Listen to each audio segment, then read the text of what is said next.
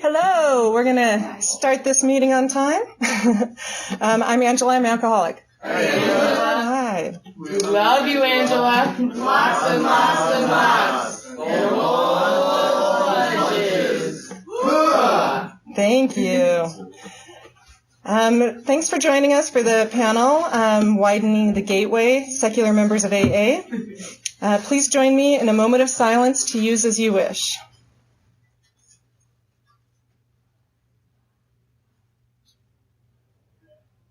Thank you.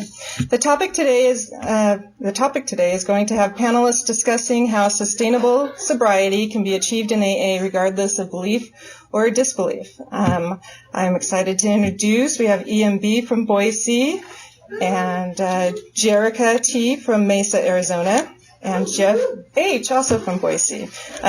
Each person will share their experience, strength, and hope for about 15 minutes. And then at the end, if there's time, we'll do questions from the audience. So I'd like to go ahead and introduce Ian first. Hi, everyone. My name's Ian. I'm an alcoholic. Hi, Ian. We love you, Ian. Lots and lots and lots and whole lunches. Thank you very much. Very flattering. So I guess standard format for the way that I'd like to speak is what it was like, what happened, and what it's like now. So a little bit about my story. Per usual, I started drinking, I don't know, around 15 or 16. Honestly, I didn't even really like it that much when I first started. Wasn't really that enjoyable to me. But then I went to college, and college life had its effect on me. I started drinking regularly by the time I was 18, 19, and was drinking every night pretty quickly after that. My experience is pretty tied up with my academic career. As I was attending school, I was a college student, and somehow I managed to graduate, and actually graduate pretty well. I graduated with honors from Portland State University, and my degree was in philosophy.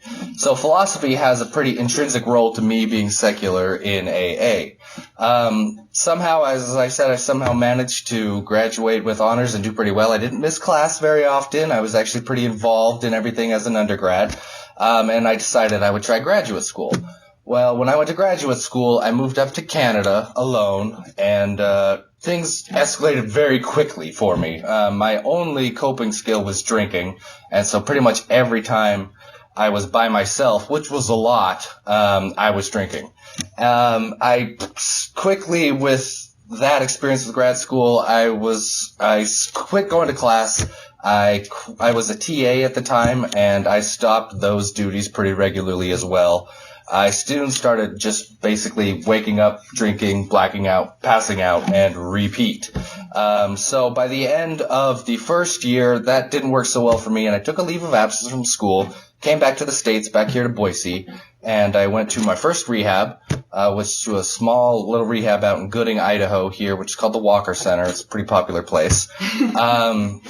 I did my 30 days there, thought things were going well, and decided I'd be good, go back to school. So I started up in the following fall semester, and I bought a bottle as soon as I got back to Canada. And things then very quickly went out of control for me. I was pretty much the worst student you can imagine. It turns out that when you're a grad student and you get a regular stipend, you don't really have to do anything for it. It's a perfect fuel for becoming an alcoholic.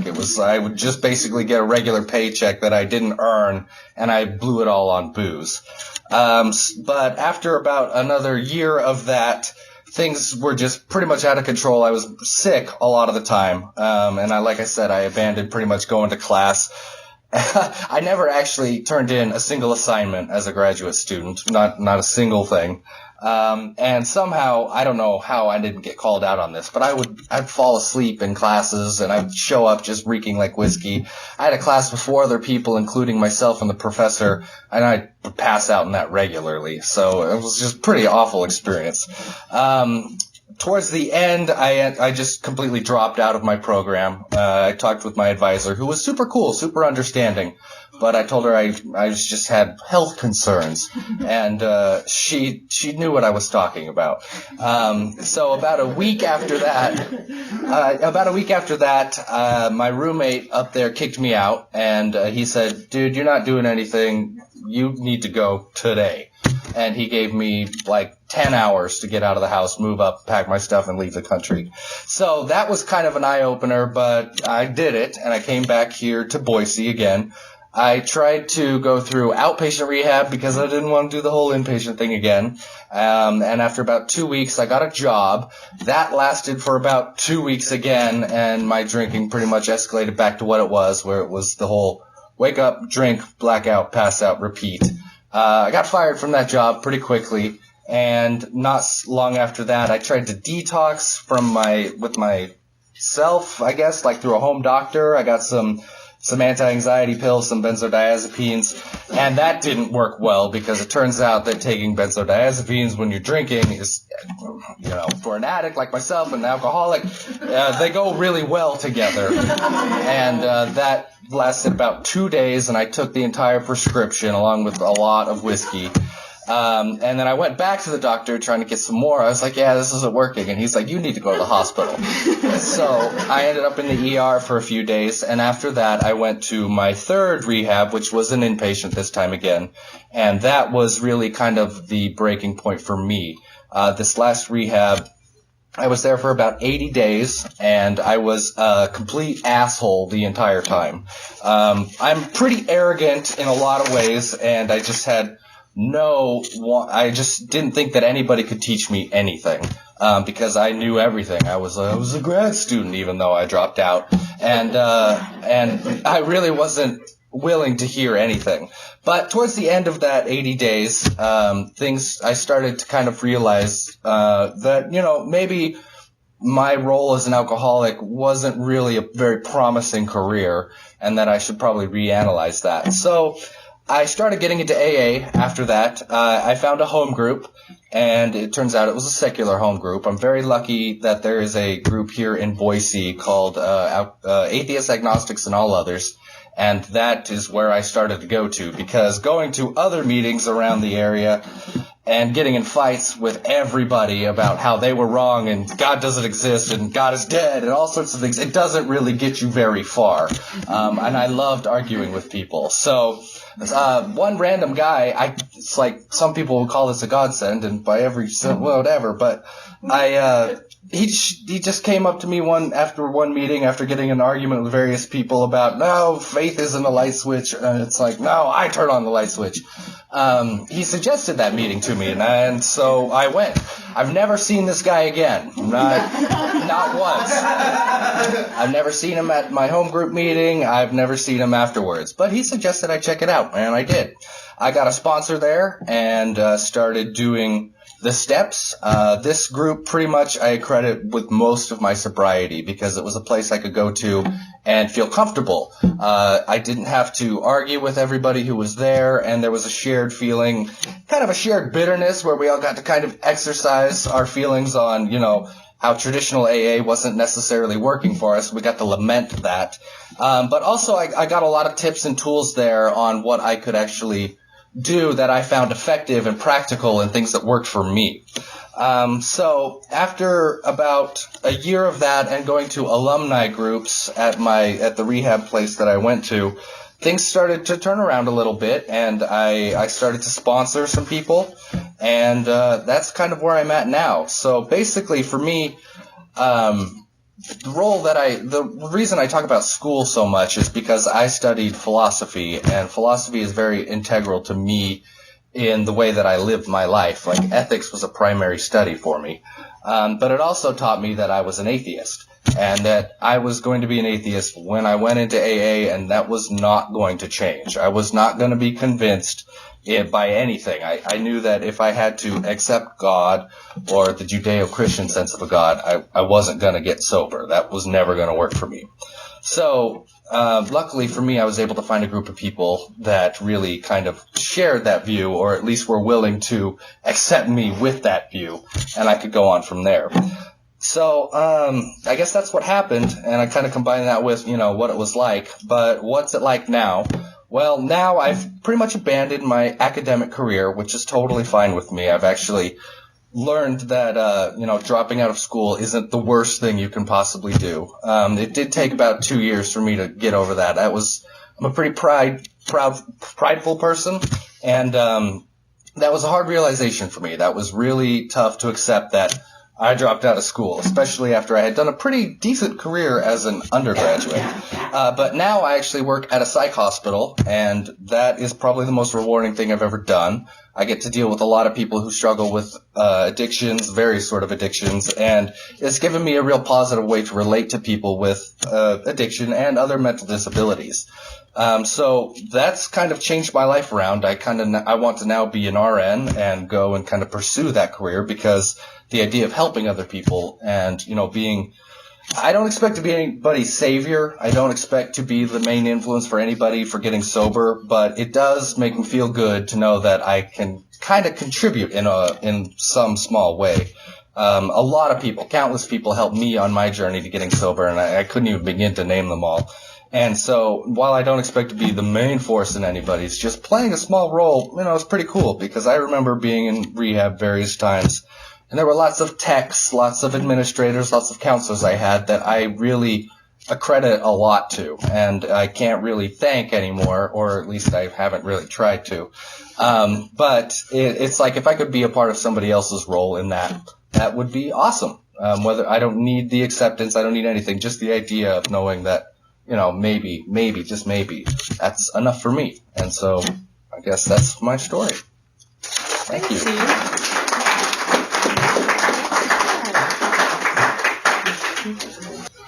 All right. Hi, everybody. My name's Jerica. I'm an alcoholic. Hi, Jerica. We love you, Jerica. Lots and lots and lots. Oh, yeah, cool. Thank you. So I also identify as an atheist in Alcoholics Anonymous, a sober member of Alcoholics Anonymous and an atheist. And it's still, I go to regular AA meetings still. So I've gone to a couple secular meetings. I enjoy them. It's not that I don't. So let me kind of back up and kind of get into my story. So I spent 10 years bouncing in and out between 2004 and 2014. So and during that time when I look at my spirituality, if I wasn't sober, I was atheist. But if I came back, because I would get so beaten up, I'd come back, then it was like, all right, well, I guess I'll do what you guys do and pray and do all these things, and just kind of fake it till you make it kind of thing. And I'd talk the language. I'd regurgitate a lot of the things I heard in the meetings, even if it wasn't necessarily my experience. Now I'm just come broken, and I just want a better life. Like what I was doing wasn't working, obviously, so I kept coming back. And that's one thing I can say is I kept coming back. But it was when I look back on it now and I realize, if I wasn't here, I was atheist. And if I was here, I just kind of went along with the flow.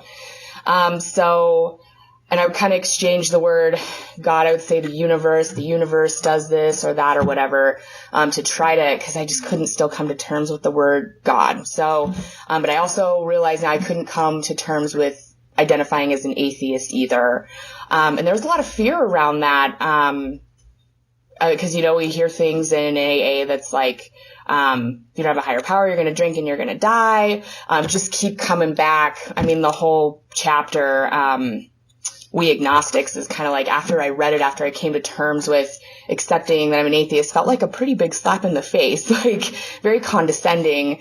And it was interesting reading that afterwards. But the whole kind of spiritual revolution that happened for me, I watched like a 10-minute video on Facebook, and it just drove home some really, at the time, like really huge ideas for me, about things that I already like internally knew, right? Like logically, how can I come to terms with all the tragedy and things? These are not new ideas, right? This philosophy, this is not new ideas. I know that. How could all these terrible things happen in the world? But then, this higher entity cares enough just about me and these people to keep us sober. but it doesn't, care about these terrible genocides that happen and all these other things. I came to thy own self be true. I came to a point where I could not reconcile those things anymore. And so it became a thing of, now I'm being dishonest. And I do, absolutely need to live by spiritual principles and things that I learn here. So it became a point of, now I'm being dishonest with myself and with my people around me. If I continue to use the language and all. So there was a moment of like, how do I be in AA and be an atheist? How is this going to look? How am I going to sponsor people? There was like a moment where it was like, I had to call my sponsor and be like, okay, so, please don't hate me. Please don't, leave me. Or I didn't know what to expect from the people around me. So it was like, to my sponsor, to my really close girlfriends, to my husband, and be like, who's also in the program, and, be like, this is what it is. Like, and I don't know what this is going to look like. I don't know yet. So that was a couple years ago, almost 2 years ago. So it's been like a journey of learning how to, be in meetings, and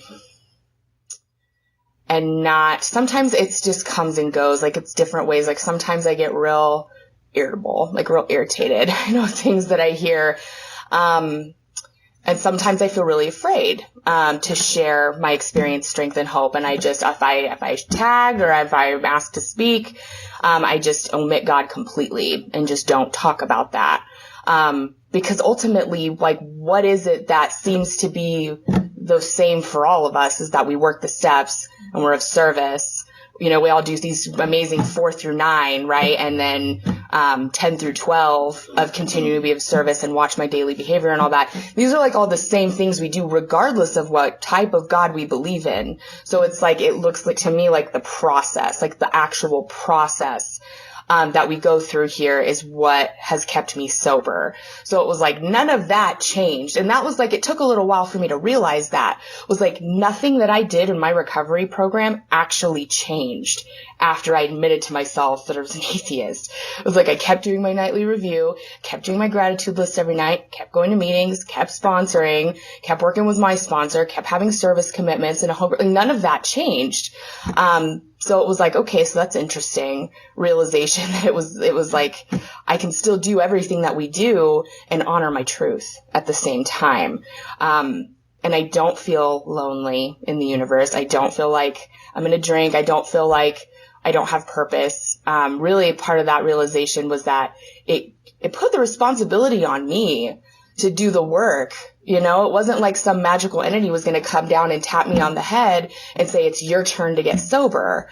It really did put the work on me. I'm the one that has to, keep doing the things, all the things that we have to do, and take responsibility for my actions. And it was actually really empowering. So much about it. It was so terrifying at first. To have been in AA for years and talked the talk and all this stuff, and then come to terms with the fact of like, here I am, atheist and still going to mostly regular meetings. And so now I try to be available. And it's interesting. Still see synchronicities that happen. I don't know what that is. I don't really care.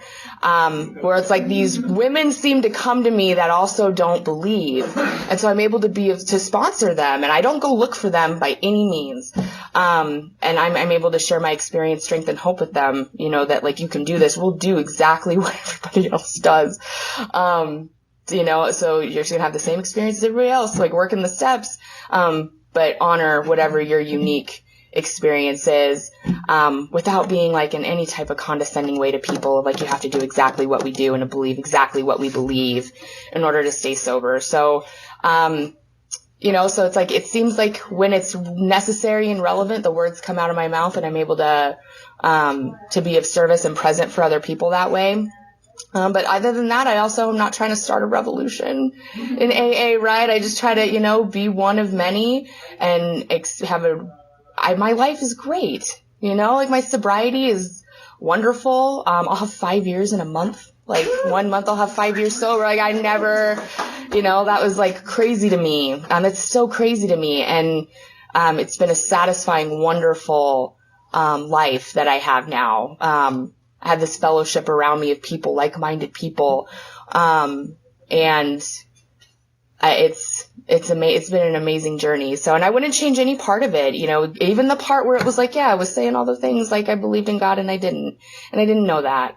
And that's okay. I came to terms with it in my own time, and now I just use it as another part of my experience, to be of service to somebody who walks in the door who's trying not to die, right? And I get to maybe be one voice to them that's not like, you better have a higher power, you're gonna drink and die. To be a comforting voice and say, hey, you know what, like you can do all the same things, and have your own beliefs and honor that, and not be told, I keep coming back, like in some way that's, so I don't know, I try to be, that's what I try to be, and still going to regular AA meetings and be available to people. Cause I do believe there's a lot of people that walk in and walk right out, because we're not as welcoming as we could be, and very dogmatic, and there's room for improvement, but I just try to be present and be helpful in whatever way I can. But yeah, that's been my journey with coming around to my own truth. And I'm still grateful for AA. I'm still grateful for all the things that we do and all the people here. I think that's what I got on that. So thank you. Thank you.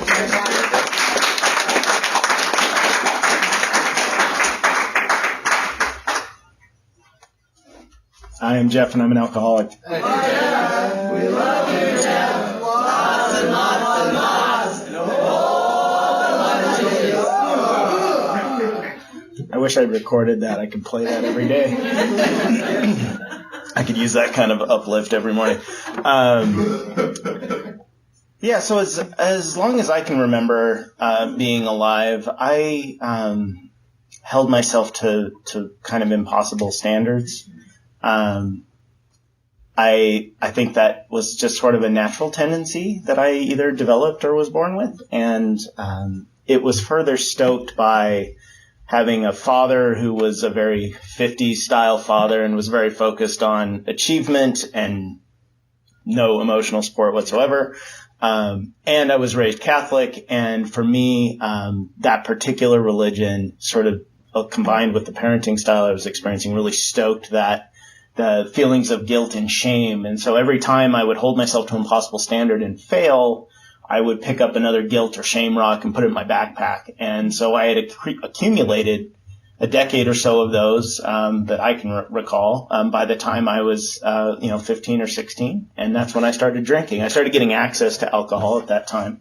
It was, I think the first time I drank, my best friend had scored 3 beers from the family reunion he went to, and he had squirreled them away in a backpack. I went and stayed the night at his house. I drank 2 beers, he drank 1.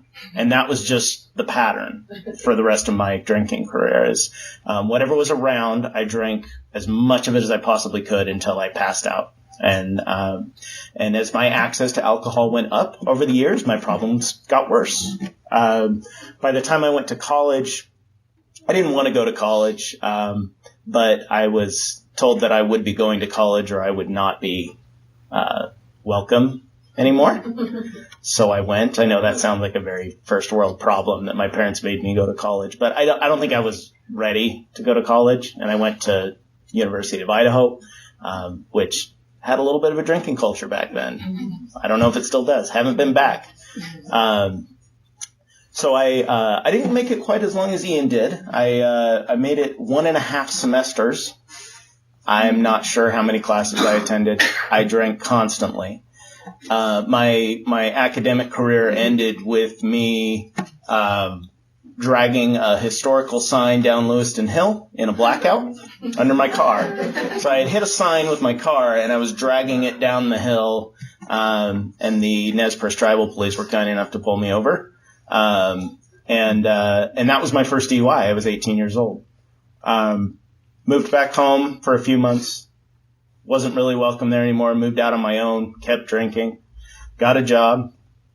As my income increased, so did my budget for booze. Not that I was budgeting, but so as my means increased, my drinking continued to increase. Went a long time without actually getting another DUI. my life continued a long, almost imperceptible at times, but just this long downward slide for the next several years. Things that I thought I could be or do just would get disregarded, and I just accept those as another thing that wasn't going to happen. And then I would lump some more guilt and shame on myself as a result, and my drinking would escalate. I lived in San Diego for a couple of years. Proximity to Mexico was not a good thing for my drinking career. So things continued to get worse there. Moved back home and got a second DUI at about age 26. And then because my drinking was escalating, I got a third DUI like a year and a half later. Number 3 was a big deal for me. I remember when I got pulled over for my third DUI. Ironically, it's the one DUI I've had where I wasn't in a blackout. I remember getting pulled over. I was trying to get some Taco Bell or some Jack in the Box, and I was driving my friend home who was even drunker than I was. I was plenty drunk. I remember getting pulled over, and my lawyer had told me that the third one was going to be bad. He said, if you do this again, it's going to be a mandatory felony. It's going to suck. You might go to prison. You don't want to do this. And of course, I didn't want to do it, but I didn't feel like I had a choice. I had to keep drinking. So when they pulled me over, my buddy, who was very drunk, sitting next to me, said, oh, don't worry. It's going to be fine. And I said, no, you don't understand. It's going to be really bad this time. And then this feeling so there was this initial sense of dread. And then this feeling of calm washed over me because I realized that they were finally going to make me do what I hadn't been able to do myself. I hadn't been able to get sober. I hadn't tried that hard, to be fair, but I hadn't been able to do it. Toward the end, I remember, making a deal with some friends who drank like I did that we were all going to stop drinking for 30 days. We did it. We got really drunk on day 31. And my drinking was even worse than before, right? So I played the games. I switched from beer to wine. Super recommend that course of action. I tried all kinds of goofy stuff, and all to make me feel like I had control over alcohol. I never really had control over alcohol from the day I tried it. So this feeling of calm washed over me, and I said that they're going to make me do something. And they did, it turns out. So I was very fortunate. Every time I went through the justice system, there was this emphasis, and maybe this has changed in the last 10 years, but there was this emphasis on, I would fill out these endless alcohol evaluations, and they would ask me how often I drink and when I drink, about how much do I drink. And so I was super fixated on numbers and trying to find a way in my head where I could convince myself that I wasn't an alcoholic. And so I played these numbers games. And of course I lied on those evaluations. I was not truthful at all the first and second times. And so I would tell them I drink once every week or two, but when I drink 4 beers. It was totally false. All that was wrong. But, it gave me a vehicle to start saying, I plugged in the real numbers in my head, and I would come to a conclusion I'm pretty sure I would have passed that evaluation still. So I don't have a problem. Or my problem's manageable, right? Still had a job. So I had gone through that system so many times that I was still really fixated on numbers and not on the reality of my drinking. And luckily my third time around, I was assigned, I knew I was going to be sentenced, and I knew I was going to be assigned a number of things, including a group that I would have to attend. And, so I started going to, I signed up for the classes ahead of time. It was at a place called Ascent Behavioral Health in Meridian. I started going to a group there, and that was the first time. I had been in alcohol education classes, but this was the first group discussion kind of format that I'd been in. And it was facilitated by someone who's in the AA program. And I think 2 or 3 classes in, after I'd been beaten into submission a little bit and forced to share a few times, the facilitator came to me afterward and said, I think you better go to an AA meeting.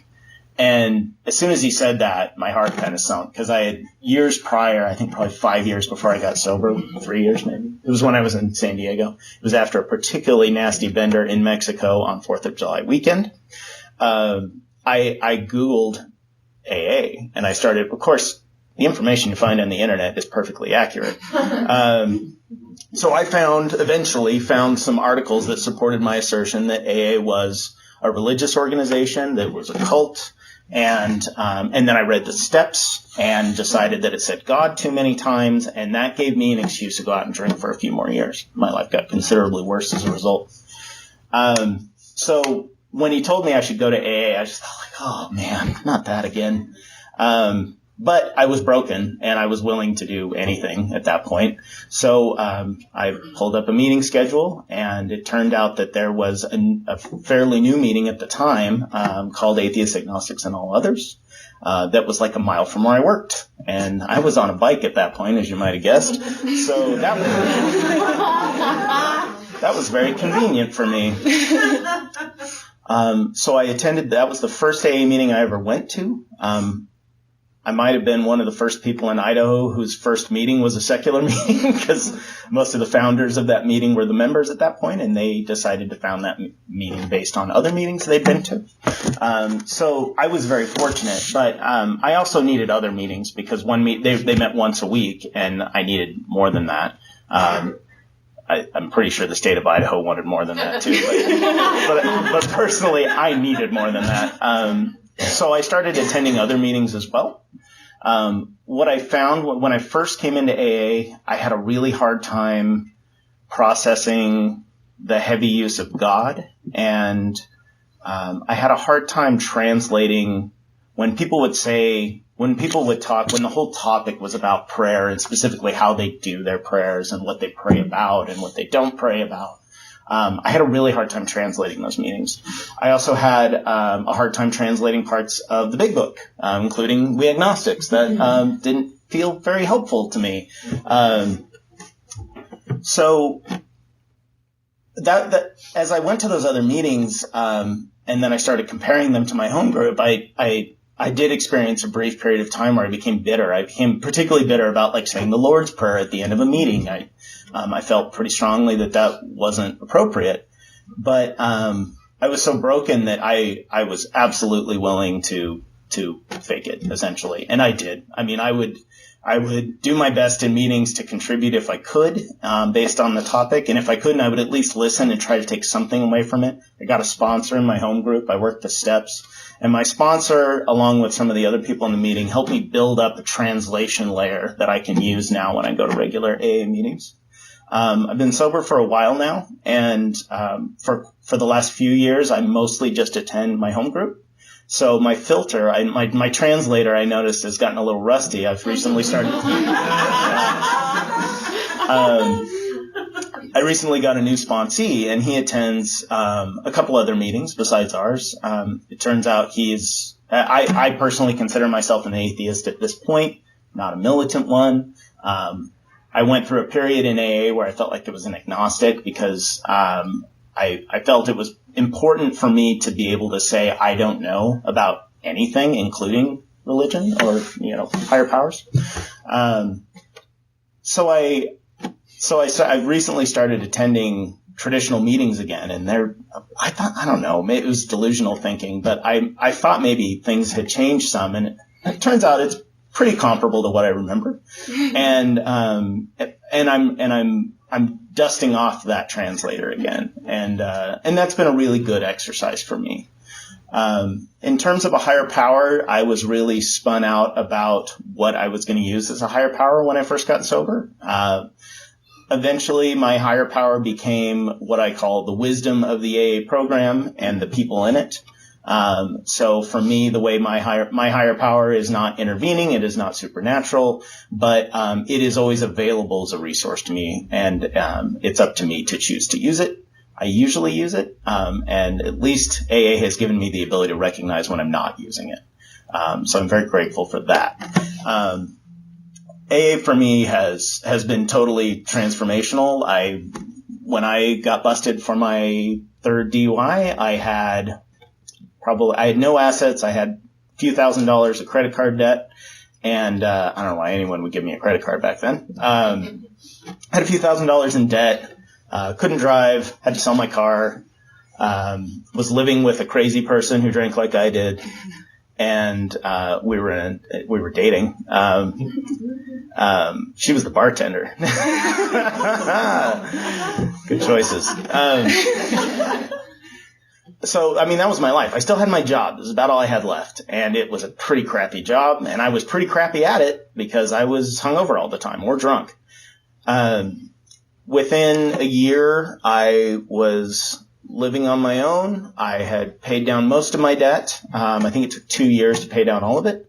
My income had gone up about 30% already. And I had a new job, which I actually liked, and they liked me because I worked. And every aspect of my life improved. You know, when they read the promises, they say sometimes quickly, sometimes slowly. Some stuff came really quickly for me, and that was very exciting. It didn't stay that way. You know, there were periods where it was prolonged, you know, plateaus. And fortunately for me, having a home group, having a sponsor, and working the steps, I was able to weather those kind of slow periods, or even you know, points where I probably backslid a little bit in terms of my progress and sobriety.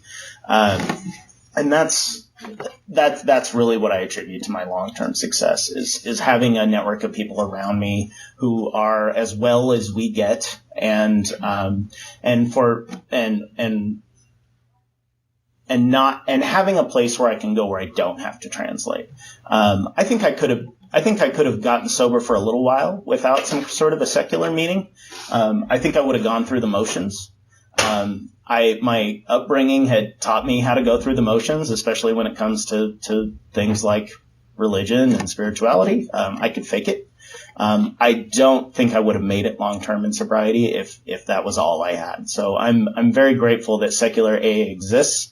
I'm particularly grateful for the meetings that are welcoming to everyone, whether they're traditional, higher power, something, you know, Buddhist, agnostic, atheist, you name it. My home group now we're at a point where we are truly inclusive, and I really like that. I don't want to draw lines of segregation in AA, despite the male-female thing up here you're saying. I don't want to feel. It's important for me to feel part of the general AA collective. I don't know that that's important for everyone, but it is for me. So I have to keep my translator working, and I have to keep being available as a sponsor to anyone who needs my help, regardless of their particular religion or spirituality. And that's what I try to do now. That's all I've got.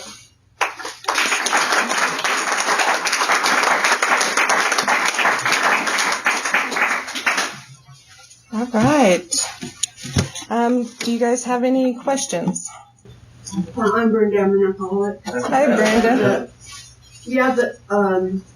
So I have a home group, and they do use the Lord's Prayer at the end. And I've done research to find out why AA uses the Lord's Prayer at the end, and I can't find out why that prayer is used at AA meetings, because it's a religious prayer from the Christian religion, and we're not supposed to be affiliated with any religion. And there's a new pamphlet out now called The God Word, in which Bill W. says AA is not a religion. So at my home group, I've just recently become a GSR, and I'm really, really thinking about asking at a group conscious meeting if we can put on our preamble that whoever ends the meeting to end with certain prayers and not the Lord's Prayer. And my question to you is, have you guys ever found out why do people use the Lord's Prayer in meetings, and how would you suggest that we eliminate that in normal meetings, if anything? That's all I have. Somebody in the back would like to answer that. My name's Kristen. I'm an alcoholic. Hey, Kristen. Hey, Kristen. One reason that the prayer lingers is because in 1939, when we started, the society was different, and it was prevalent everywhere. It was the most commonly known and recognized prayer of the day in America. And so when AA started, they were hoping for something that people could identify with right away on coming in, and that's how it got started. But you're absolutely right about your argument. Absolutely. Thanks, Krista. Thanks, Krista. And also, Sure. I think the Oxford group had a lot of influence because they were Christian based. So I think that kind of helps that propel that prayer into Right. the practice. And You would like to share? Go ahead. Person in the green. Oh, yeah. I mean, each group is autonomous. If your home group uses the Lord's Prayer at the end and you aren't into it, you're always welcome to bring it up at your business meeting and make a motion that you change it. And if it's the conscience of the group to do so, then it'll change. And it's up to each individual group how they run the meeting. And so today when we close, this is the one that we use for our home group. And it's I put my hand in yours, and together we can do what we could never do alone. But I know that that some meetings also use the responsibility prayer or statement. Sorry, and even the serenity prayer is helpful for a lot of people. So there's a couple of meetings that I go to that are traditional meetings, but that are aware that it's the Lord's Prayer is difficult for people, and so they've changed to start and end with the serenity prayer, and that's still more welcoming to people than the Lord's Prayer is. So. I'd just like to say I would highly recommend you just suggest it, because part of the role of my service now when attending other meetings is to identify as an atheist, because it turns out that there's actually a lot of people who struggle with this concept and who are turned off by the whole God word and who are really afraid of it, especially newcomers when they're coming in. They have no idea what's going on, and they're afraid, and you're never really in a good place when you come to your first AA meeting. So I just feel like I've gotten a lot better at, instead of just making gigantic arguments towards everybody and being really kind of aggressive, just throwing out a flag and being like, hey, I'm one, and look, I've got a little bit of time under my belt, and I still proceed and adopt a lot of AA concepts. And I actually find that that's really helpful for a lot of people, because now instead of getting in arguments over or, talking with people about how I'm not going to make it because I don't believe in God, I can talk with other people who really want to know more about the idea of secular AA. And so just kind of throwing out a flag, I think, is actually a really useful tool. And it really... I would expect, and from my experience, you get a lot more responses than you may think. A lot more interest in it, yeah. You have a question? I'm an alcoholic. My name is Brian. Hi, Brian. I'm also an atheist in AA. I think the first thing in the literature that I really related to is that bit about strange faith and the blind proposition that the universe originated in a cipher and aimlessly rushes nowhere. Yeah, that's me. And a few years later, still right there. I guess I just wanted to thank Jerica, Ian, and Jeff for raising your hand and saying what you are. I felt like I was the only one when I got here, and I think everyone thinks they're the only atheist in church, and you never are. Between the publication of that Godward pamphlet, the mini Kaz thing, Grapevine published a book called The Big Tent about the experiences of atheists and agnostics in AA. That October 2016 Grapevine explicitly about the experiences of atheist AA members. Just wanted to thank you guys for broadening the doorway for us. It was a really important conversation to have. Thanks. I have a different question. Hi, my name is Ashley, alcoholic. Hi, Ashley. So I do have a higher power I call God, and my sponsee is an atheist. And I said, okay, if we're vibing and everything's going great and you want to stay with me, that's awesome. But how can I help that person to believe in something? I'm a little bit confused. Some people say the doorknob when you walk in, or believe that I believe in something, so I'm a little bit confused how to lead that person along. I'm not judging it anyway. The door's always open. I'm here to help, but I'm a little bit gray in that area. I got this. All Go right. ahead. So the process of the steps, right? So it's like, 1, we admit we're powerless. That's pretty easy, right? And manageable. 2, come to believe that a power greater than ourselves can restore us to sanity. And for me, that's working the steps. literally the process of working the steps.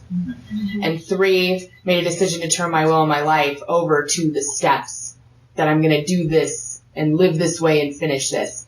Take her through a 4th step. Listen to her 5th step. Help her identify her character defects. Show her how to make amends. Show her how to do 10 through 12. Like, that's it. Like, so if you can just do that, that's what I do with my girls as a sponsor. And if they don't want, if they're like, if they give me the sigh of relief, then I'm like, no, I'm not going to tell you to hit your knees every day. No, I'm not going to say, did you pray about that? And they're like, thank you, you know? So, and that's what I do. I literally just work the steps with them the same way I did before. And I just don't say God. I mean, it's when I simplify it. I mean, once I did, it was the first time I did it, it was so simple. Like, it really is, like, the work that we lay out really is so simple. And so that's what I do. So, like, if you can do that with her, and then, like, somebody up here had mentioned it too, like, applicable real life tools to use, you know, when they call with, like, a problem, a situation, right? Something that they can do, because we have other suggestions in AA besides praying. You know, meditation. I still meditate. I think meditation and focusing, one point and focus on all that is a great practice. Going to a meeting, calling in someone and talking about it, writing about it. Like, there's still other things that we can suggest as a tool to use to get through a tough moment without drinking. But then really just still doing the steps the same way you would with anybody else.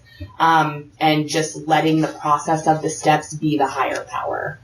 That's why I don't necessarily think it's my responsibility or anybody's responsibility to try to convince anyone to believe anything. You know what I mean? Like, because we don't have to convince anyone to believe anything that you don't have to believe to stay sober. That's been my experience. I don't have to believe in a God and a higher entity that's separate and thinking for me to stay sober. Mm-hmm. I'm doing it. I've been doing it, and I'm happy, and my life's great. Mm-hmm. So that's what I would suggest, is just do the process of the steps for, you know, the 4th step. All of that's the same. Literally, it's all the same. So that's what I got. And go ahead. Okay. Just one other thing I wanted. That's, I think, great advice. I use a book called the Secular 12 Steps.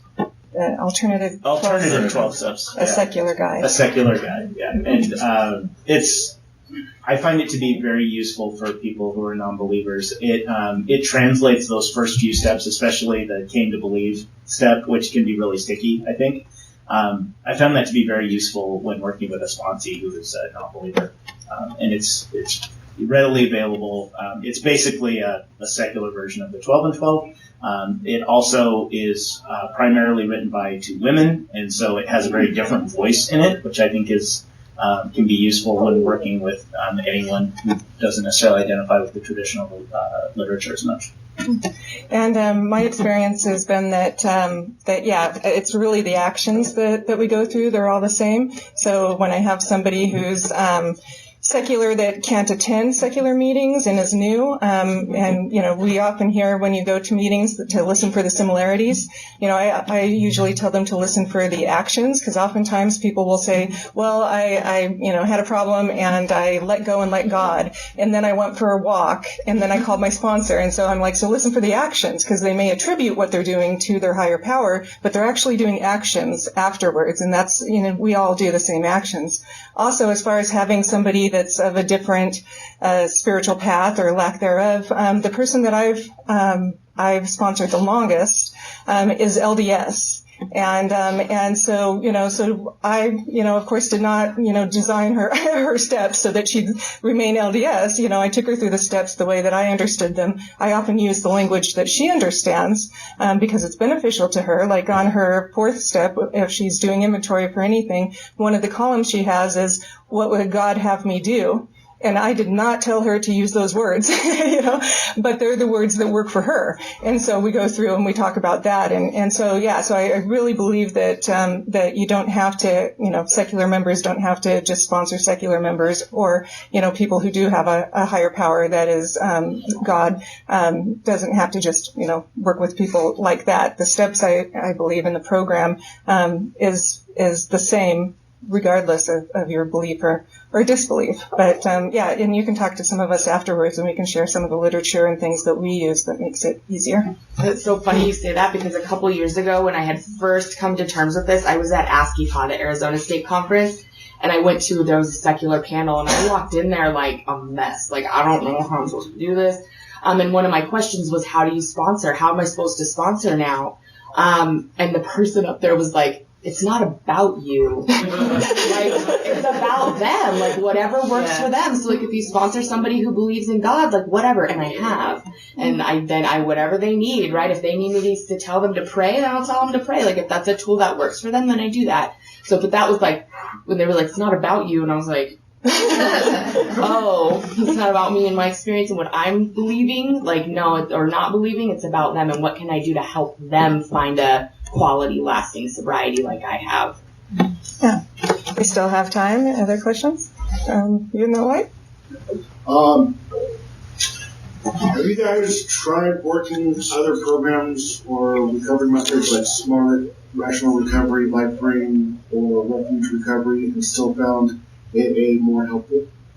Yeah, I can speak. I have tried Smart Recovery, and it just, for some reason, didn't really fit with me. I think that I attribute that to the various inpatient programs that I went to were very 12-step oriented. And so that kind of seemed a applicable path to me. However, being that they were 12-step oriented, they were pretty rooted in the traditional sense of AA. And so for me, it was more about trying to find something that worked for me that I could translate and practically apply, and that would be parallel and congruent with how I actually felt and my personal ideals.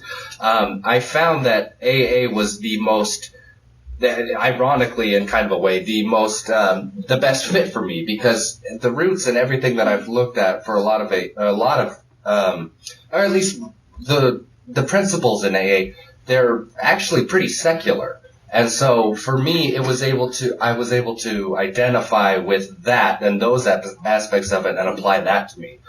Smart Recovery, I really didn't like how I think how everything is a bad habit in that, or that was kind of a promoted idea, how everything was a bad habit, because my drinking wasn't a bad habit. I absolutely have no control when I drink. The only thing I want to do is drink more. And for me, that's not necessarily a habit. That didn't really get to the root of the issue. So, I mean, it was a very brief experience with Smart Recovery, I will admit. It was very, very brief. But, there were just some things in there that I didn't fundamentally agree with. I do think there are useful things like the CBD or, CBT. That's a different thing. That's another different panel. That are useful in that, but I do think that those are congruent with AA as well. Yeah. And I haven't attended, but some people from our group do both. I know one person says that he goes to SMART for the structure. He prefers that, but he comes to our meeting for the fellowship and community. And then we also have several members that do Refuge Recovery as well. So I think they're compatible. It just kind of, again, depends on what works for the individual. And our group's very open to, all sorts of things. We don't think we have the solution for everybody, and statistics would prove that. So, any other questions? My name's Willow. I'm an addict. Hi, Willow. Hi, Willow. So I'm kind of curious. I don't know how many people here go to traditional meetings or secular meetings, so I don't know if we're kind of preaching to the choir here, so to speak. But I'm curious if any of you have had experiences with newcomers or people who haven't been to AA before coming to your secular meetings and sharing how significant it's been for them to have that path to get into AA. Because I think that people that only go to traditional meetings maybe don't hear that story. I think a lot of people don't even hit our doors because they look at what we're about and they have a preconceived notion. So, and I think people don't hit our doors and die because they don't know that until you get in and hopefully talk to somebody who can teach you to have a translator, you don't know that this thing will work for you if you are already convinced that you're not going to leave. So I'm curious if you've had experiences. Yeah, Jeff, do you want to start? And then you? Yeah, I've had a couple sponsees tell me, in some cases we'll hear stories of, I tried AA, I went to one AA meeting on 4 or 5 different occasions over the last decade. Every time I was unwilling to continue because of the God language, and now I'm here and I feel like I've finally found a home in AA. I've heard that story. I've heard people who, like myself, who avoided AA because of some of the language until they found our meeting. But I think the story I hear very commonly is people get started in traditional meetings, and in some cases they are openly atheist or agnostic from the outset. In other cases, they sort of go along with the crowd. And at some point in their sobriety, they hit a point where they just felt like they couldn't do it anymore. Similar to Jerica's story, they felt they weren't able to work in an honest program, and that brought them to our door. But I agree. I hope that as an organization we can have secular meetings in a lot of different geographies. I think we owe it to our potential members and to the still suffering alcoholic to have that option. There are lots of options, right? Smoking, non-smoking, although we don't have any of those anymore. There's men's meetings, there's women's meetings, there's LGBT meetings. I mean, there's all kinds of meetings now. I think it's reasonable to have an abundance of secular meetings and to accept them as genuine AA meetings. Ian, do you have anything? I think Jeff nailed it. Yeah. Okay. Yeah. I'm not sure, but I might feel that we might be getting short on time, and Just a few more minutes. I was gonna propose if there's a need for a longer discussion, if there's some people that are interested, we could find a place and have a small discussion if people want to pursue that discussion. Yeah. If you'd like to meet afterward, if people in the lobby afterwards, then I think that several of us. I have a bunch of things, but. Yeah. Yeah. No, I'll be in the lobby, so if people have questions, and then, depending on their work schedules and stuff, yeah, we can talk. So I think we have time for one more. No? Maybe I'd like to throw one thing in there. To me, my experience has been, when I came in, people were saying, this is what you gotta do. You gotta find something. And it's everyone's experience. And the richness of AA is that there are many different interpretation of what a higher power can be, what it can become for you, and that we respect each other's views, and that we can learn from those things. So for me, at some point, I was researching a lot, and when I went to school, post like university, we studied some philosophy, and some philosophers, the first time when they were trying to bring God out of the social structure, and the ideas that they were bringing forward, it really hit home for me. So continuing in AA, I was listening to the message and just interpreting it in more of a psychological way of what's happening in the experience that people are living, and trying to connect that. Right? When they talk of a power that is so powerful that it can take everything away from you, can I believe in step 6 that all the things in my life, there can be a change that can happen? The step 2 part, the simplest way to get started when you don't want to get bugged and stuff, there was just believing and having a positive attitude and change. When it came to meditation and upping my spiritual self-awareness, because depression, loneliness can be something. It can be connecting with others, walking, doing some meditation to try to calm my mind and bounce my ideas with other people. Because if I'm just rolling my ideas on my own, sometimes I can drag some weird ideas for a time. Yeah. Well, thank you. So we are out of time. And if you would like to stand up and close, we'll close with this little thing. You can hold good enough. Further discussion will be in the lobby. It can be in room 428, which is a suite. Okay. Sweet. Yeah. All right. A sweet. Okay, so we'll hold this. And I love to talk about people anytime you see me. Yeah. All right. We've formed this shape to symbolize we can do together what we can't do alone. I put my hand in yours, and together we can do what I could never do alone. Keep